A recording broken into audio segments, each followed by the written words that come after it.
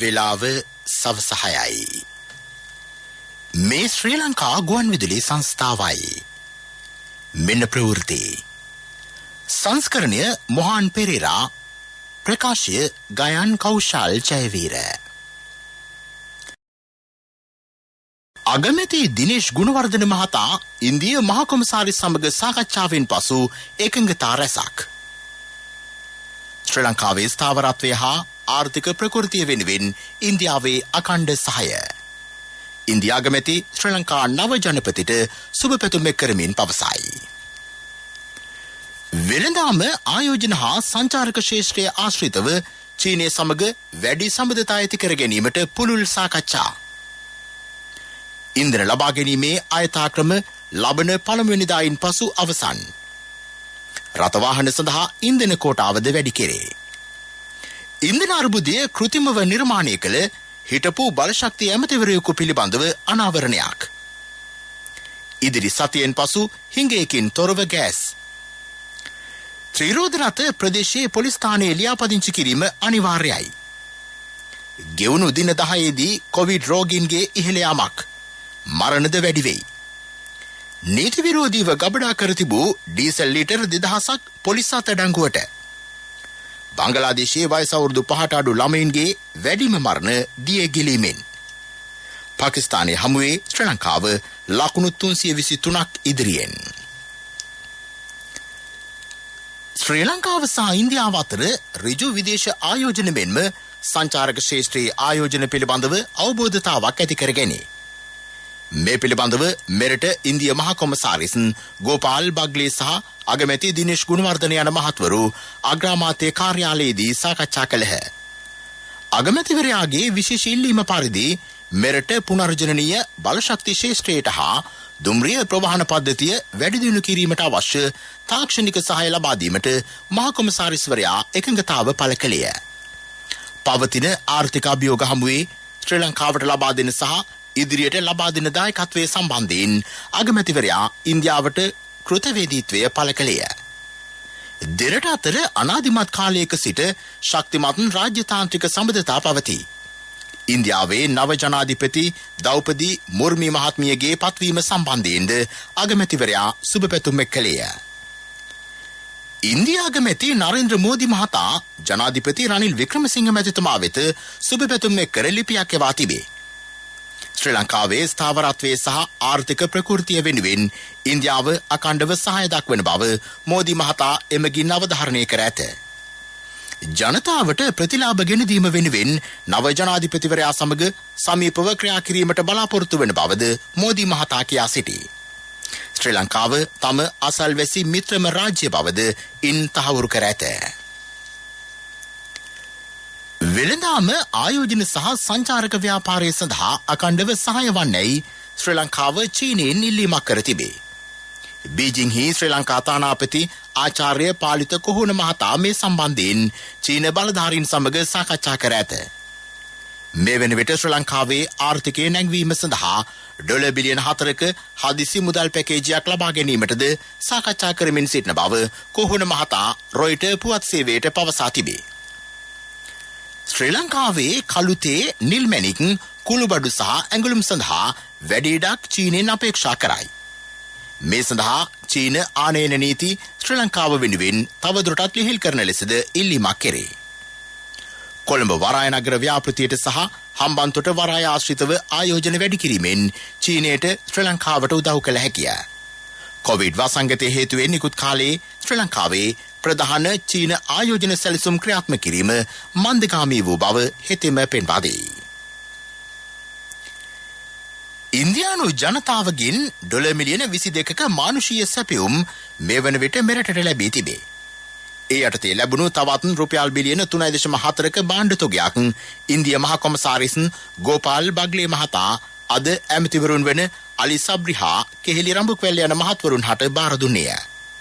සහල් metric ton 16,500කට වැඩි ප්‍රමාණයක් කිරිපිටි මෙට්‍රික් ටොන් 200ක් සහ ඖෂධ මෙට්‍රික් ටොන් 38ක් ඊට අයත්ය.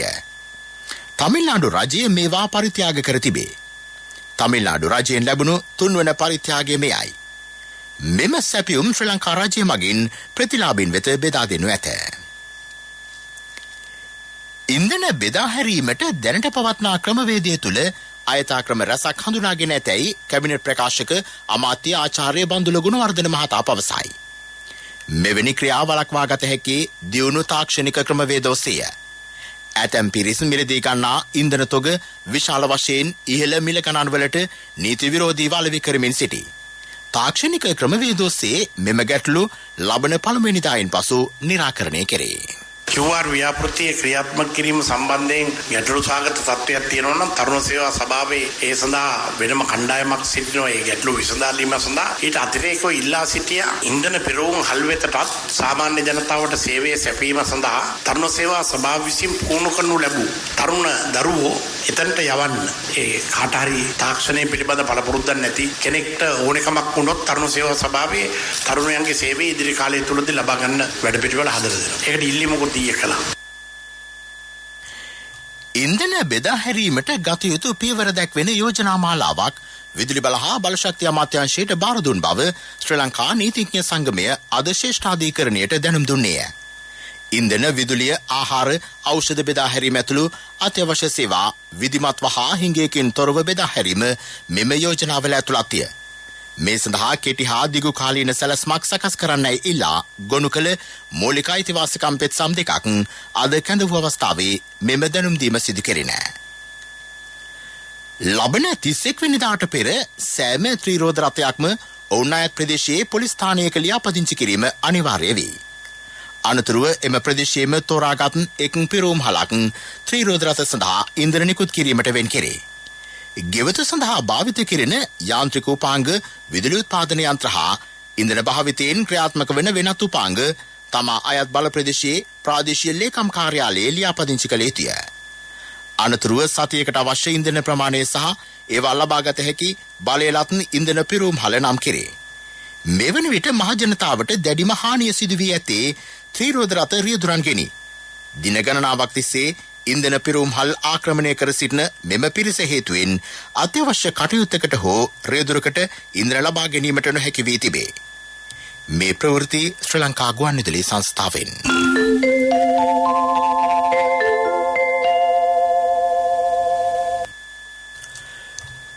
ගෝඨාභය රාජපක්ෂ මහතා ජනාධිපති ධුරයේ හෙබ වූ සමයේ එක් අවස්ථාවක බලශක්ති ඇමතිවරයා ලෙස ක්‍රියා කළ අයෙකු රට තුළ ඉන්ධන අර්බුදයක් කෘතිමව නිර්මාණය කළ බව පාර්ලිමේන්තු මන්ත්‍රී සනත් නිශාන්ත මහතා පවසයි.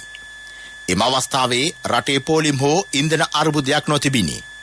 එහෙත් ඔවුන්ගේ මතු බලාපොරොත්තු හා කුමන්ත්‍රණ සඳහා මෙම අර්බුදය ඌමනාවෙන්ම ඇති කළ බව ඒ මහතා කියා සිටි. එම ඇමතිවරයා එම කාලේ විටින් විට ප්‍රවෘත්ති සාකච්ඡා පවත්වමින් පෝලිම් පිළිබඳව අනාවැකිද පළ කළේය. එය හිතාමතා කළ කුමන්ත්‍රණයක් බව ඉන් තහවුරු වෙයි. රට තුළ අර්බුද ගොඩනැගුණේ මෙම කඩාකප්පල්කාරී අයගේ ක්‍රියාදාමයේ ප්‍රතිඵල ලෙස බව සනත් නිශාන්ත මහතා ශ්‍රී ලංකා පොදු ජන පෙරමුණේ පක්ෂ මූලස්ථානයේ අද පැවති මාධ්‍ය හමුවකදී කීවේය. පසුගිය දින 10ක කාල සීමාව තුළ දෛනික කොවිඩ් රෝගීන් වාර්තා වීම ඉහළ ගොස් ඇතැයි ප්‍රධාන වසංගත රෝග විශේෂඥ වෛද්‍ය සමිත ගිනිගේ මහතා පවසයි. ඊට සාපේක්ෂව කොවිඩ් මරණවලද වැඩිවීමක් පෙන්නුම් කෙරේ. වයස අවුරුදු 20ට වැඩි අය සිව්වන මාත්‍රාව ලබා ගැනීම වැදගත්ය. කොවිඩ් උවදුර ඉවර නෑ, තව දුරටත් දැනුවත් වෙමු ලෙස පැවති විශේෂ ප්‍රවෘත්ති සාකච්ඡාවේදී ඔහු මේ බව කීවේය. පොදු ස්ථානවල මෙන්ම පොදු ප්‍රවාහනයේදී නිසි ප්‍රමිතියෙන් යොත් මුවාවරණ පැළඳීම අනිවාර්යෙන් කළ යුතුය. පසුගිය කාලයේ ඇති කරගත් කොවිඩ් පුරුදු මේ අවස්ථාවේ පිළිපැදීම අත්‍යවශ්‍ය වෙයි. 4 වෙනි මාත්‍රාව ජනතාවට ලබා දීම පසුගිය කාලයේ සෑම සෞඛ්‍ය වෛද්‍ය නිලධාරී කාර්යාලයකම මෙන්ම සෑම රෝහලකම ක්‍රියාත්මක කෙරිණ. එහෙත් ඒ ලබා ගැනීමට ජනතාවගේ උනන්දුවක් නොවිය. එන්නත්කරණය සම්පූර්ණ කර ගැනීම වැදගත් බව පවසන ගිනිගේ මහතා වයස අවුරුදු 12-19 අතර දරුවන් සඳහා එන්නත් මාත්‍රා 2ක් නිර්දේශ කර ඇතැයි කියා සිටී. පළමු හා දෙවන මාත්‍රා ලබා නොගත් දරුවන් ඉක්මනින්ම එම මාත්‍රා ලබා ගන්නා ලෙසද ඉල්ලීමක් කෙරේ. යුරෝපා කරේත් ඇමරිකන් මහද්වීපයේ විශේෂයෙන්ම අපජීවත් වන ආසියාතික කරේත් වැඩිවීමක් අපි දකිනවා. ඊට අමතරව ගෝලීය වශයෙන් යම් යම් ස්ථාන වලින් නව අනුප්‍රභේදවල මතුවීමක් පිළිබඳව වාර්තා තියෙනවා. ඒතකොට දැනට තියෙන තත්ත්වයන් අනුව එම අලුතෙන් සොයාගෙන තියෙන අනුප්‍රභේද දැනට පවතින ප්‍රභේද වලට වඩා කාර්යක්ෂමව ව්‍යාප්ත වෙන්නත් ඒ වගේම ඒවයින් වැඩිපුර සංකුලතා ඇතිවීමේ සම්භාවිතාවක් තියෙනවායි කියලා මතයක් තියෙනවා. ලෝකේ ඕනෑම තැනක යම්කිසි වැඩිවීමක් හෝ අලුත් ප්‍රභේදයක් මතුවන හැම අවස්ථාවකම තාමත් කෙටි කාලයක් තුළ මුළු ලෝකේ පුරාම ඒ පැතිරීම සිද්ධ වුණා. ඒතර අපිට මේ අවස්ථාවේදී ඒ සංසිද්ධිය කියන්න බෑ. එතකොට අපේ දැන් වෙන්නට ඕනේ ඒකට අපි ඒක වෙනකන් ඉන්නේ නැතුව අපිට කල්ැතිව අවශ්‍ය පියවරවල් අරගෙන ඒ தත්ත්වය ඇතිවෙන්න පුළුවන් හානිය අවම කර ගැනීමක් තමයි අපි බලාපොරොත්තු වෙන්නේ. දැනට තිබෙන ෆයිසර් එන්නත තවත් මාස 3ක කාලයක් භාවිත කළ හැකි බව නියෝජ්‍ය සෞඛ්‍ය සේවා අධ්‍යක්ෂ ජෙනරාල් විශේෂඥ වෛද්‍ය හේමන්ත හේරත් මහතා කීවේය. වඳුරුණ රෝගය අලුත් රෝගයක් නොවේ. ඒ 1970 සිට වාර්තා වූවක් බවත් මෙහිදී අනාවරණය විය. එහෙත් මේ දක්වා එය අදිවසංගතයක් ලෙස වාර්තා නොවනි. සාමාන්‍යයෙන් මෙහි රෝග ලක්ෂණ වන්නේ මුහුණ අත්පා මුඛය තුල බිබිලි ඇතිවීම, උණ වසාගෙටිති ඉඳීම, ශරීරයේ අප්‍රාණිකත්වයේ වේ. මෙම රෝගය සම්බන්ධයෙන් අනියත බියක් ඇති කරගත යුතු නැතැයි ඔහු අවධාරණය කරයි. එක් ආසාදිතයෙකු මෙය බෝ කරන්නේ එක් අයෙකුට පමණි. දැනට පවතින සාක්ෂි අනුව මෙය කොවිඩ් මෙන් ප්‍රජාව අතර ව්‍යාප්ත නොවේ. පාසල් ළමයින් ප්‍රවාහනය කරන වෑන් රථ අය කරන මාසික ගාස්තුව දෙමාපියන්ට දරාගත නොහැකි මට්ටමක පවතී. මේ නිසා ඉදිරියේදී පාසල් දරුවන් වෙනුවෙන් වැඩිපුර සිසු සැරිය බස් රථ සේවා යොදා ගැනීමට රජය අපේක්ෂා කරයි. ඒ සම්බන්ධයෙන් ශ්‍රී ලංකා ගමනාගමන මණ්ඩලය සමග සාකච්ඡා කිරීමට ඇමති සුසිල් ප්‍රේමජයන්ත මහතා බලාපොරොත්තු වෙයි. දිවා ආහාරය ලබා දුන් ග්‍රාමීය පාසල් සඳහා එම ආහාර වේල තවදුරටත් ලබා දීමට මෙට්‍රික් ටොන් දසදහසක සහල් ආනයනය කෙරේ. ඩීසල් ලීටර් 2000කට ආසන්න ප්‍රමාණයක් නීති විරෝධීව ගබඩා කර තිබූ ස්ථානයක් හම්බන්තොටදී පොලිසිය විසින් සොයාගනු ලැබිය. හම්බන්තොට යුද හමුදා බුද්ධ්‍යංශයට ලැබුණු තොරතුරක් මත ඊයේ රාත්‍රියේ වැටලීම සිදු කළේය. හම්බන්තොට වරායේ ඉන්ධන පිරුම් හලෙන් මෙම ඩීසල් තොගය ලබාගෙන තිබේ. මේවා වැඩිමිලට විකුණා ඇතැයිද වාර්තා වේ. මාලිගාවත්ත ප්‍රදේශයේ වැටලීමක් කළ පොලිසින් විශේෂ කාර්ය බලකාය නීති විරෝධීව මෙරටට ගෙන්වා තිබූ දුම්වැටි 30000ක් සමග සැකකරුවෙකු අත්අඩංගුවට ගෙන තිබේ. 54 හැවිරිදි සැකකරු මාලිගාවත්ත ප්‍රදේශයේ පදිංචිකරුවෙකි. ගාලු මුවදොර බණ්ඩාරනායක පිළිරුවාසල අධිකරණ නියෝගය කඩ කරමින් රැඳී සිටි සිව් දෙනෙකු කොටුව පොලිසිය මගින් අත්අඩංගුවට ගෙන තිබේ. බණ්ඩාරනායක ප්‍රතිමාවේ සිට මීටර් 50ක් ඇතුළත කිසිදු අයෙකුට රැඳී නොසිටින ලෙස අධිකරණය ඉකුදා නියෝගයක් නිකුත් කළේය. මේළඟට ප්‍රමුඛ පුවත. ප්‍රමුඛ පුවත ඔබ වෙත ගෙනෙන්නේ සෑම විතරකම සිටිය යුතු වෙද මහත්මයා සිද්ධාලේප.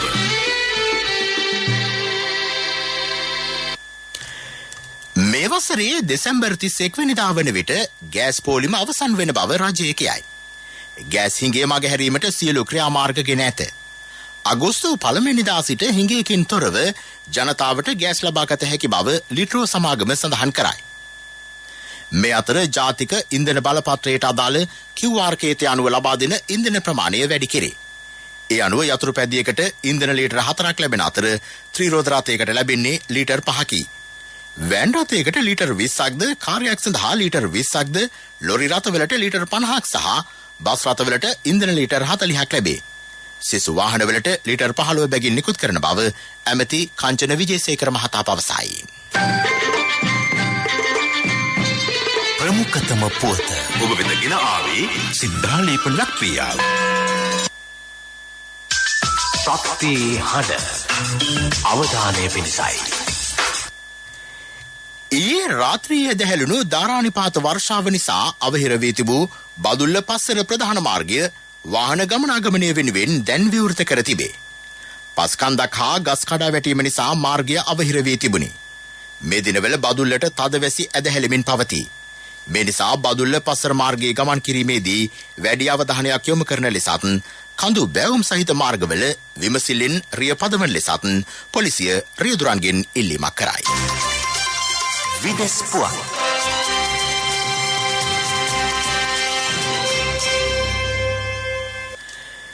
දෙදහස් 8 වසරේ ජපානයේ සිදු වූ ඝාතනයක් සම්බන්ධයෙන් වැරදිකරු වූ 39 හැවිරිදි පුද්ගලයා එල්ලා මරා දැමීමට ජපානයේ ක්‍රියා කර තිබේ.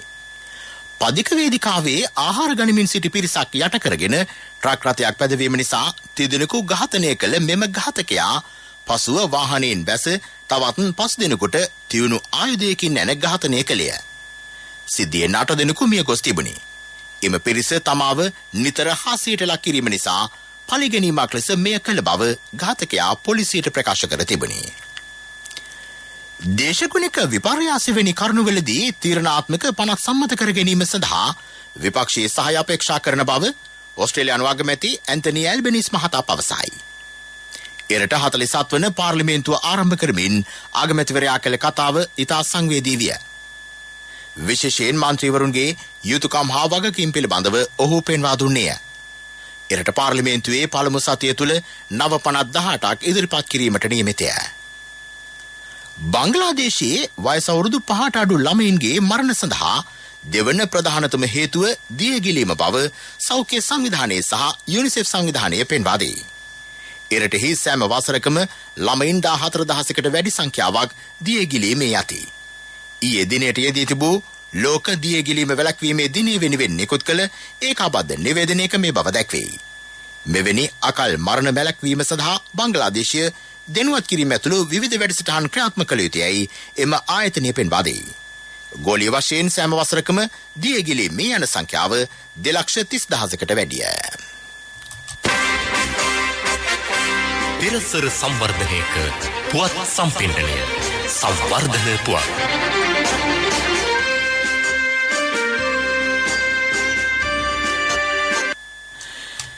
ත්‍රිකුණාමලය සාම්පලති වූ කලපුවට ප්‍රදේශය සංවේදී පරිසර කලාපයක් ලෙස සහ ස්වාභාවික වන සංරක්ෂිතයක් ලෙස නම් කිරීමට කෘෂිකර්ම අමාත්‍යාංශය තීරණය කරයි. හෙක්ටයාර 2000කට වැඩි වූ කඩොලාන ශාකවලින්ද සමන්විත පරිසර පද්ධතිය මෙවන විට හෙක්ටයාර 1500කට වඩා අඩු වී තිබේ.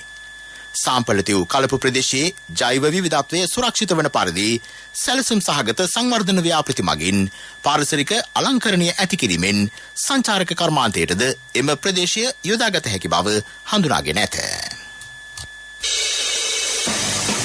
ක්‍රීඩා පුවත් ඔබ වෙත ගෙන එන්නේ සම්පත් බැංකුව හෙට දින එළිය කරයි. ශ්‍රී ලංකාව සහ පාකිස්තානය අතර දෙවන ටෙස්ට් ක්‍රිකට් තාලගේ 3 වන දිනය අද නිමවන විට ශ්‍රී ලංකා පිළ සිය දෙවන ඉනිම සඳහා කඩලු 5ක් දැවි ලකුණු 176ක් රැස් කරගෙන සිටියේය. ඒ අනුව මේ වන විට ශ්‍රී ලංකා පිළ ලකුණු 323ක් ඉදිරියෙන් සිටී. ශ්‍රී ලංකා පිළ ප්‍රථම ඉනිම සඳහා රැස් කළ ලකුණු 378ට පිළිතුරු වශයෙන් පාකිස්තාන පිළ ප්‍රථම ඉනිම සඳහා රැස් කළේ ලකුණු 231ක් පමණි. එහිදී රමේෂ් මෙන්ඩිස් කඩලු 5ක් සහ ප්‍රභාත් ජයසූරිය කඩලු 3ක් බිඳ හෙළුහ. ව්‍යාපාරික පුවත් ඔබ වෙත ගෙන එන්නේ මේ අභියෝගාත්මක කාලයේ NSB වෙතින් අඩුම කාලෙන් වැඩිම පොලිය. ඔබේ කෙටි කාලින ඉතුරුම් තැන්පතුවට මාස 3න් 20%ක මාස 7න් 22%ක ආකර්ශනීය පොලියක්. ළඟම NSB ශාඛාවට හෝ ප්‍රධාන තැපැල් කාර්යාලයට අදම එන්න. 100% රාජ්‍ය ආරක්ෂාව සහිත එකම බැංකුව NSB. දකුණු කොරියාවේ සැම්සුන් සමාගම නිපද වූ ලොව පළමු නැනෝමීටර් 3 චිප්තොගය නැවගත කිරීම ඊයේ සිට ආරම්භුණි. සමාගමට අනුව මෙය පළමු පරම්පරාවේ නවීන චිප්තොගයකි. මෙහි බලශක්ති පරිභෝජනය දැනට භාවිත කෙරෙන නැනෝමීටර් 5 චිපයට සාපේක්ෂව 45%කින් අඩුය. කාර්ය සාධනයේද 23%කින් ඉහළය. සැම්සුන් සමාගම පැවසුවේ තම ඉංජිනේරුවන් 2000 දශකයේ ආරම්භයේ සිට මෙම අත්දැක බැලීම් සිදු කළ බවයි. ව්‍යාපාරික පුවත් ඔබ වෙත ගෙන ආවේ මේ අභියෝගාත්මක කාලයේ NSB වෙතින් අඩුම කාලෙන් වැඩිම පොලිය. ඔබේ කෙටි කාලින ඉතුරුම් තැන්පතුවට මාස 3න් 20%ක මාස 7න් 22%ක ආකර්ශනීය පොලියක්. ළඟම NSB ශාඛාවට හෝ ප්‍රධාන තැපැල් කාර්යාලයට අදම එන්න. 100% රාජ්‍ය ආරක්ෂාව සහිත එකම බැංකුව NSB. ආර්ථික පුවත් ආවරණය ඔබේ ඕනම අවශ්‍යතාවයකට සුදුසු මූල්‍ය විසඳුම් දෙන එන අය දියුණු වෙන අය එන LOLC සමූහය එන්න දියුණු වෙන්න.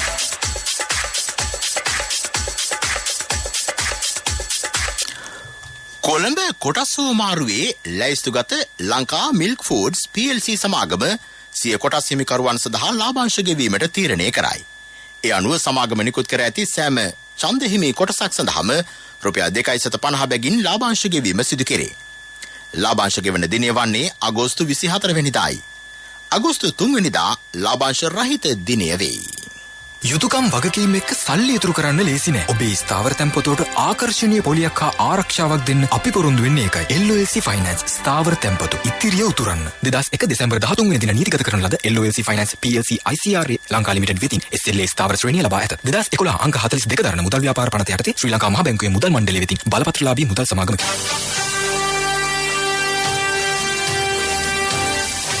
කාලගුණ වාර්තාව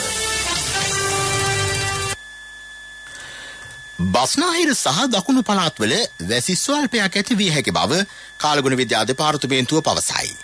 සෙසු ප්‍රදේශවල රාත්‍රී කාලයේ තැනින් තැන වැසි හෝ ගිගුරුම් සහිත වැසි ඇති වේ. මධ්‍යම උතුරු මැද නැගෙනහිර හා ඌව පළාත්වල ඇතැම් ස්ථානවලට මිලිමීටර් 75 ඉක්මවන තද වැසි ඇති වී හැකිය. ප්‍රවෘත්ති අවසන් කිරීමට යලි සිරස්තල. අගමැති දිනේෂ් ගුණවර්ධන මහතා ඉන්දිය මහ කොමසාරිස් සමග සාකච්ඡාවෙන් පසු එකඟතා රැසක්. ශ්‍රී ලංකාවේ ස්ථාවරත්වය හා ආර්ථික ප්‍රකෘතිය වෙනුවෙන් ඉන්දියාවේ අඛණ්ඩ සහාය. ඉන්දියා අගමැති ශ්‍රී ලංකා නව ජනපතිට සුබ පැතුම් එක් කරමින් පවසයි. වෙළඳාම ආයෝජන හා සංචාරක ශ්‍රේෂ්ඨ ආශ්‍රිතව චීනය සමග වැඩි සම්බන්ධතා ඇති කර ගැනීමට පුළුල් සාකච්ඡා. ඉන්ධන ලබා ගැනීමේ අයථාක්‍රම ලබන පළමුවෙනිදායින් පසු අවසන්. රථවාහන සඳහා ඉන්ධන කෝටාවද වැඩි කෙරේ. ඉන්ධන අර්බුදය කෘතිමව නිර්මාණය කළ හිටපු බලශක්ති ඇමතිවරයෙකු පිළිබඳව අනාවරණයක්. ඉදිරි සතියෙන් පසු හිඟයකින් තොරව ගෑස්. ත්‍රිරෝධරත ප්‍රදේශයේ පොලිස් ස්ථානයේ ලියාපදිංචි කිරීම අනිවාර්යයි. ගෙවුණු දින 10ේදී කොවිඩ් රෝගීන්ගේ ඉහළ යාමක්. මරණද වැඩි වෙයි. නීති විරෝධීව ගබඩා කර තිබූ ඩීසල් ලීටර් 2000ක් පොලිස් අත්අඩංගුවට. බංගලාදේශයේ වයස අවුරුදු 5ට අඩු ළමයින්ගේ වැඩිම මරණ දිය ගිලීමෙන්. පාකිස්තානයේ හමුවේ ශ්‍රී ලංකාව ලකුණු 323ක් ඉදිරියෙන්.